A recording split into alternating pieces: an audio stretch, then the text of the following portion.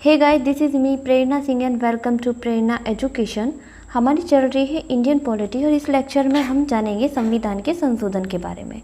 संविधान का संशोधन जो कि हमारे संविधान में भाग 20 के अंतर्गत दिया गया है। संविधान में मूलतः 22 भाग थे, लेकिन वर्तमान में 25 भाग हैं। तो भाग 20 के अंतर्गत है हमारा संविधान का संशोधन और अनुच्छेद 368 में।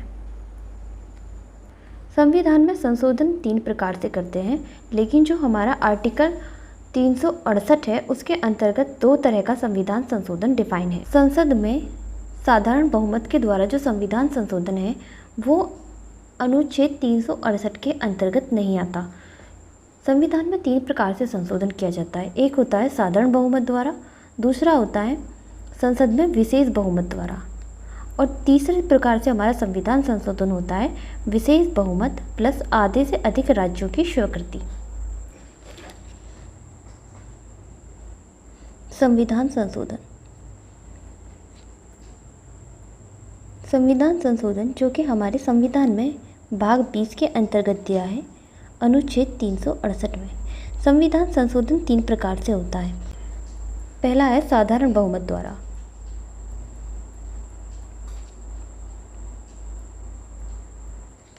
दूसरा है विशेष बहुमत से,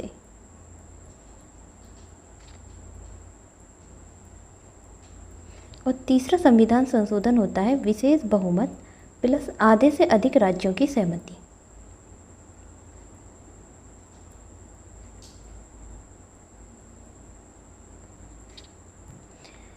ये जो साधारण बहुमत क्या है, किस तरह से साधारण बहुमत द्वारा हमारे संविधान में संशोधन किया जाता है। संविधान संशोधन संसद द्वारा किया जाता है। संविधान संशोधन का अधिकार केवल संसद को है, राज्य को नहीं है। तो संसद के हम 3 भाग होते हैं। पहला होता है राष्ट्रपति, दूसरी होती है लोकसभा और राज्यसभा। संविधान के 3 भाग होते हैं, राष्ट्रपति, लोकसभा और राज्यसभा। तो जो संविधान संशोधन है वो हमारी संसद के किसी भी सदन द्वारा लाया जा सकता है। संविधान संशोधन के लिए एक विधेयक पहले लाना होता है सदन में, तो वो विधेयक लोकसभा, राज्यसभा किसी में भी प्रस्तुत किया जा सकता है।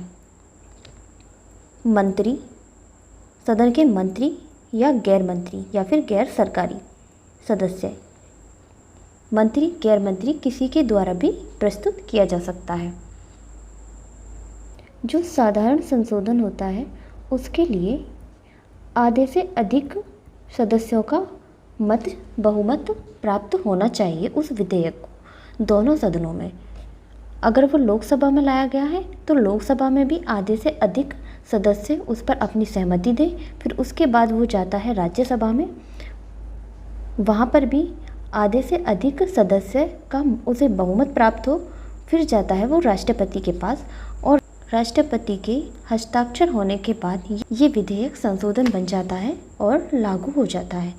तो ये 50% से अधिक किस प्रकार की वोटिंग है। मान लीजिए ये साधारण बहुमत जो है आधे से अधिक, इनके लिए क्या सीमा है। मान लीजिए लोकसभा, कोई विधेयक लोकसभा में आता है, लोकसभा में कुल सदस्यों की संख्या है 543।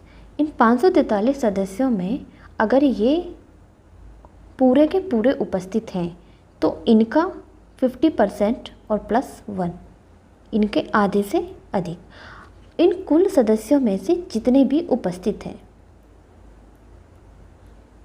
मान लीजिए पूरे सदस्य नहीं आ पाते हैं या किसी तरह से कुछ सीट खाली हैं, तो जितने भी उपस्थित हैं उनके आधे से और 1 अधिक। अगर 50% से अधिक सदस्य उस विधेयक पर अपना मत देते हैं तो वो उस सदन से पास होकर दूसरे सदन जाएगा। उसी तरह से जितने भी सदस्य उपस्थित हैं उनका 50% से अधिक। इसमें ये मैटर नहीं करता कुल सदस्य हो या जितने भी उपस्थित हों, बस उनका आधे से अधिक होना चाहिए। तो ये होता है साधारण बहुमत द्वारा। साधारण बहुमत के द्वारा कौन कौन से संशोधन किए जाते हैं। साधारण संशोधन के द्वारा कौन कौन से संशोधन होते हैं? साधारण बहुमत से कौन कौन से संशोधन होते हैं? जैसे राज्यों के नाम में परिवर्तन, उनकी सीमा में परिवर्तन, या फिर दो राज्यों का निर्माण। इस तरह के जो परिवर्तन है वो साधारण विधेयक से पारित हो जाते हैं। या इसके अलावा जो संसद के सदस्य होते हैं उनके वेतन के संबंध में,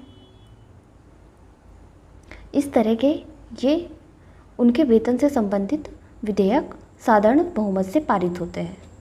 अब जानते हैं विशेष बहुमत के बारे में। विशेष बहुमत, इस बहुमत में एक लिमिट रख दी जाती है कि इस लिमिट से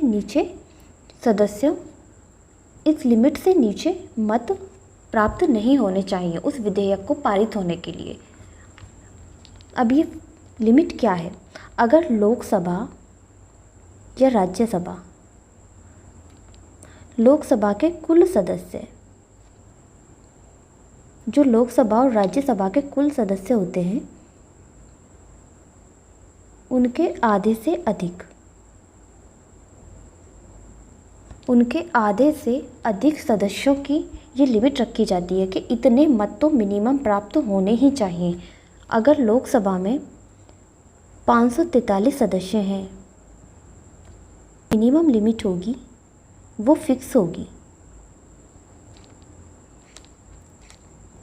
यानी कि 273 सदस्य का मत तो प्राप्त होना ही चाहिए। अगर इससे एक भी नीचे जाता है तो वो विधेयक वहीं ख़त्म हो जाएगा। अब ये हुई कुल सदस्यों के द्वारा विशेष बहुमत में लिमिट तय की जाती है। इन कुल सदस्यों में से जितने सदस्य उपस्थित हैं, मान लीजिए 540 सदस्य उपस्थित हैं, तो इस जितने भी सदस्य उपस्थित हैं उसका 2/3 बहुमत प्राप्त होना चाहिए। 540 का जितने भी उपस्थित सदस्य हैं, अगर उसका 2/3 इस लिमिट से कम आता है तो वो विधेयक वहीं ख़त्म हो जाएगा। ठीक उसी तरह वो फिर दूसरे सदन में जाएगा, उसमें भी उस लिमिट तक जितने सदस्य उपस्थित होंगे उनका 2/3। तो अगर लोकसभा में 540 सदस्य उपस्थित हैं तो इसका 2/3 हुआ 360। क्या है 360 273 से अधिक है? अगर अधिक है तो ये यहाँ से पारित होगा और फिर अगले सदन में जाएगा। फिर उसी तरह अगले सदन के कुल सदस्यों का 50% से अधिक ये लिमिट तय होगी और जो इतने भी उपस्थित होंगे उनका 2/3 उस लिमिट से अधिक होना चाहिए। फिर उसके बाद वो पहुंचेगा राष्ट्रपति के पास और राष्ट्रपति के हस्ताक्षर के बाद वो विधेयक संविधान संशोधन लागू हो जाएगा। जैसे होता है विशेष बहुमत, और जो तीसरी तरह से हमारा संविधान संशोधन होता है वो बिल्कुल इसी प्रक्रिया के बाद हमारे कुल राज्यों की जो संख्या है उनमें से आधे से अधिक राज्यों की सहमति होनी चाहिए। तो इस तरह ये पूरी प्रक्रिया है हमारे संविधान संशोधन की। तो संविधान संशोधन दिया है भाग 20 में अनुच्छेद 368 के अंतर्गत। 368 में 2 प्रकार से संविधान संशोधन होता है, विशेष बहुमत से और दूसरा विशेष बहुमत प्लस आधे से अधिक राज्यों की सहमति।